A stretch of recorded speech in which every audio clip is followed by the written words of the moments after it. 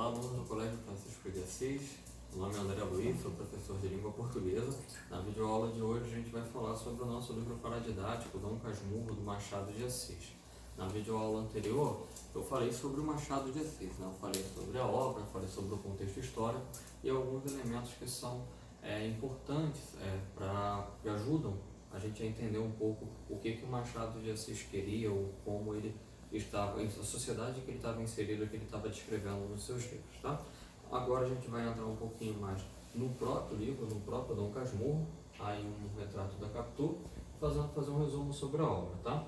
Então, é um livro, é um dos mais conhecidos do Machado de Assis, é narrado em primeira pessoa, quem conta a história é o Bentinho em si. Isso é muito importante, porque ele vai construindo um narrador, que é o Bentinho, mas na própria narração do Bentinho você vê que ele não é muito confiável. O Machado de Assis consegue construir um narrador que você não confia 100% nele, tá?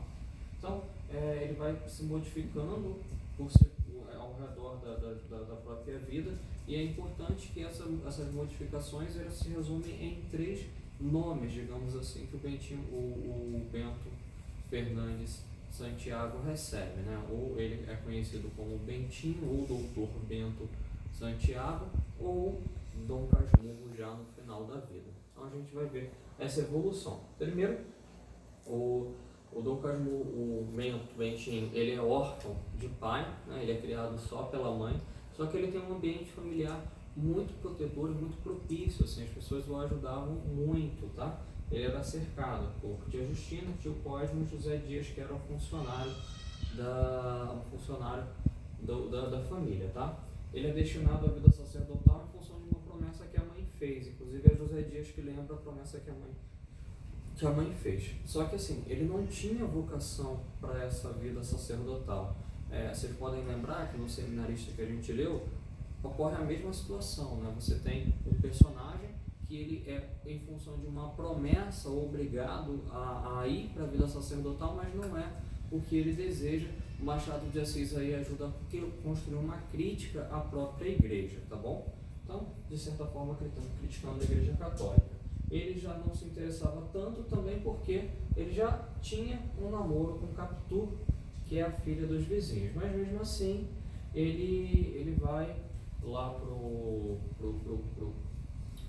seminário, e depois de um tempo o José Dias que, assim, nessa ida dele pro seminário, inclusive tem uma passagem que ele se coloca muito triste, muito com raiva mesmo, porque ele fica sabendo que a Capitu estava cantando e dançando e ele sofrendo muito de amores por Capitu. Mas depois de um tempo o José Dias ajuda o Bentinho, tá? E ele sai do seminário e no seu lugar ordena-se um escravo. Aqui uma outra crítica. Lembra que no vídeo anterior eu falei da sociedade escravocrata? Aí a gente vê de novo. Ele coloca um escravo no lugar. Olha, eu não quero, vai você que você não tem opção, tá? Então ele sai do seminário. Quando ele sai do seminário, os anos se passam, o namoro deles cresce, eles acabam entre namoro e casamento. O Bentinho ele se forma em Direito. Quando ele se forma em Direito, inicia essa segunda fase da vida do Bentinho. Agora ele é o Doutor Bento Fernandes, o Doutor Bento Santiago, tá? Então ele se forma aí e agora ele tem já uma vida bem interessante. Eu esqueci de uma coisa muito importante. No seminário, o Bentinho conhece um grande amigo dele, o Escobar. A gente vai falar bastante do Escobar. Então, ele conhece o Escobar, que acaba tendo um papel importante. O Escobar, por sua vez, ele se casa com uma amiga de Capitu, que é a Sancha, tá? Sancha. Aí uma brincadeira do Machado com o nome do Sancho Panza também. Ele se casa com a Sancha, tá? Então você tem aí ficam 2 casais de amigos, eles ficam bem próximos, tem uma relação muito próxima, então eles têm bastante contato, já que o Bentinho se casa com Capitu e tem um conhecido que é o Escobar, e o Escobar se casa com uma amiga que é da Capitu, então eles ficam aí, formam um círculo de amizade bem próximo. Só que acontece uma tragédia, o Escobar morre. Primeiro nasce o Ezequiel, né? Primeiro nasce o Ezequiel. Ezequiel, inclusive o nome Ezequiel vem em homenagem ao Escobar, já que o nome do Escobar é Ezequiel Escobar. Então, eles dão o nome de Ezequiel, o Bentinho e a Capitu nomeiam o seu filho com homenagem a um amigo, né? No caso o Escobar, só que um tempo depois o Escobar ele acaba morrendo afogado, tá? E durante o enterro do Escobar, o velório mais precisamente, é que as coisas começam a mudar, né? Que o Bentinho ele começa a olhar para a Capitu e ele fica olhando e fica dizendo, caramba, peraí, mas ela está olhando fixamente para o morto, ela está olhando, ela estava consolando a Sancha, mas ela está olhando de uma forma diferente, como quem estivesse segurando uma dor enorme que estiver sentindo.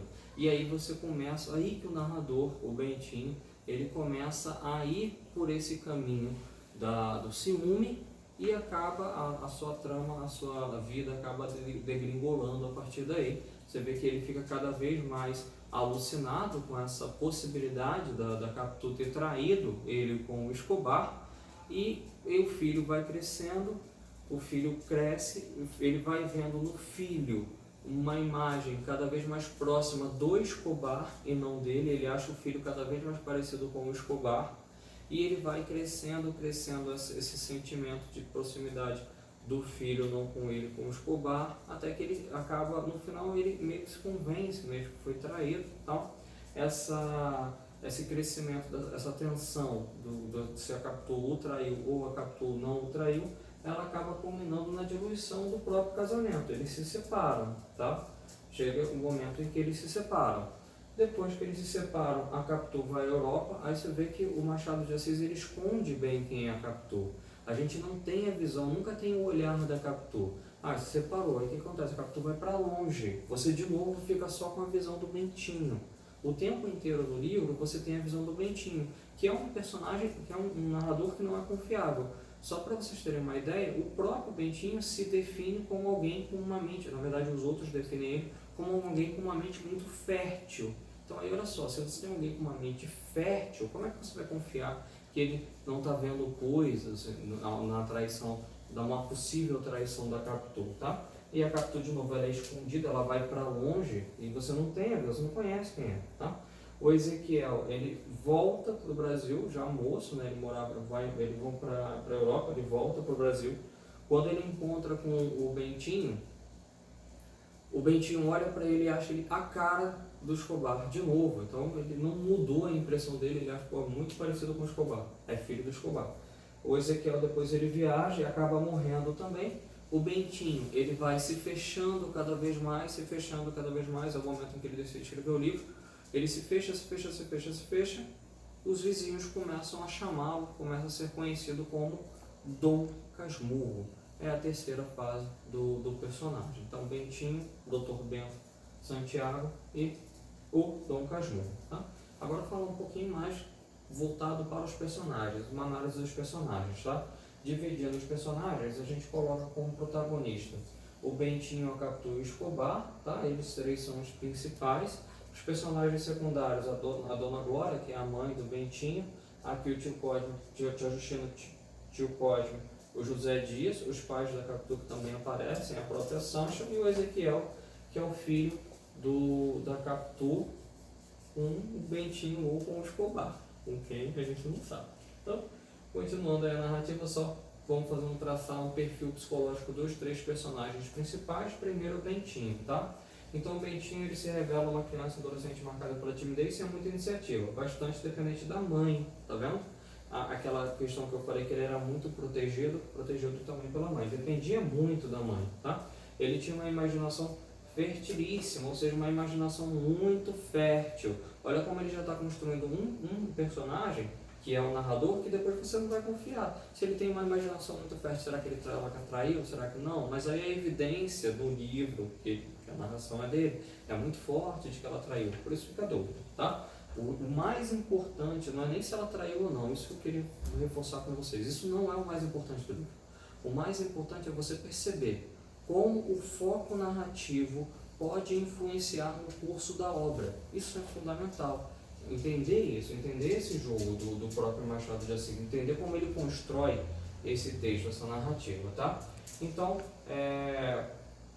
Ele vai para lá, ele trava amizade com o Escobar, que eu já falei, tá? Ele é formado com uns 20 anos, agora ele é doutor Bento Fernandes Santiago.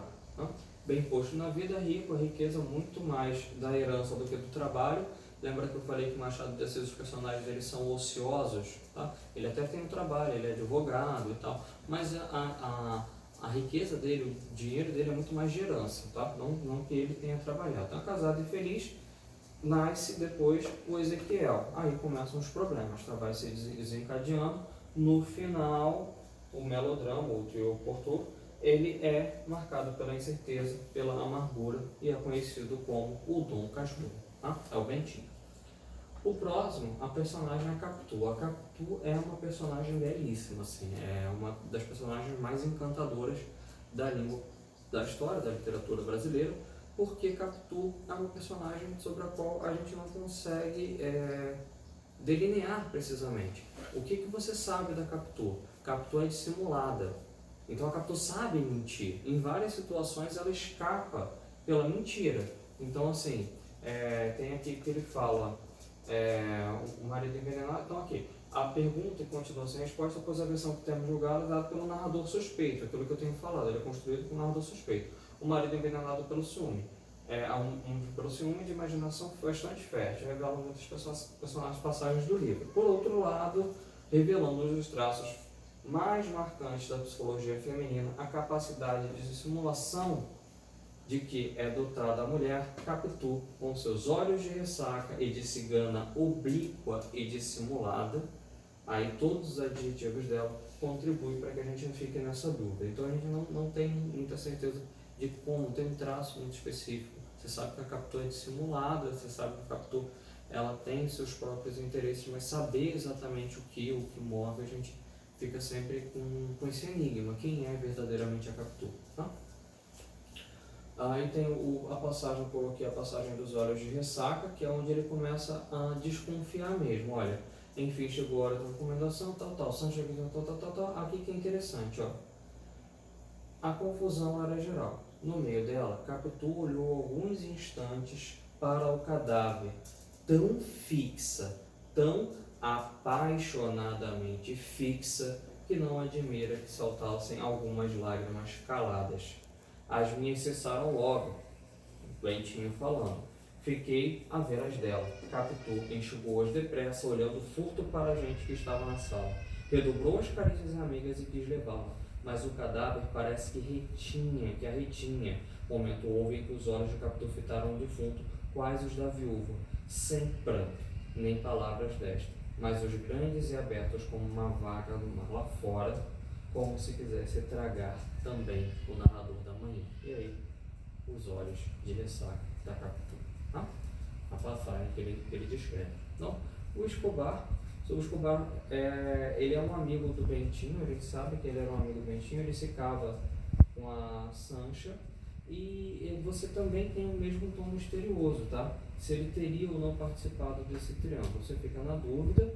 E o Escobar, a questão toda é que o Escobar, no capítulo final, isso aqui é interessante, como uma mágoa que o Dom Casmurro revela, porque Escobar ele foi afogado, morto por afogamento, e ele não tem uma possibilidade de se defender da acusação. Assim, porque o Bentinho só começa a desconfiar que poderia ter sido traído depois da morte do Escobar, então você não sabe exatamente o que aconteceu, tá? Então, aí, Capitu era inocente, coloquei algumas passagens do próprio Machado, aí o trecho do Dom Casmurro, na vida há dessas semelhanças assim esquisitas. E aí o que o Machado de Assis fala? A resposta de Machado de Assis vem discreta e amena, talvez culpada, quem sabe se inocente. Então a gente fica sempre nessa dúvida, porque a construção é tão boa, é tão interessante, é tão intrigante, o discurso de um narrador suspeito, ele é tão envolvente que a gente acaba não conseguindo entender. A construção total do livro, ela supera muito essa discussão. É isso que eu quero chamar a atenção.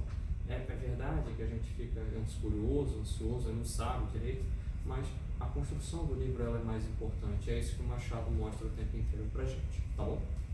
Então, por aqui, um grande abraço a todos vocês, espero ter conseguido resumir bem, falado bem sobre todos os pontos da obra, e a gente se vê na videoaula, tá bom? na live. Um grande abraço a todos vocês.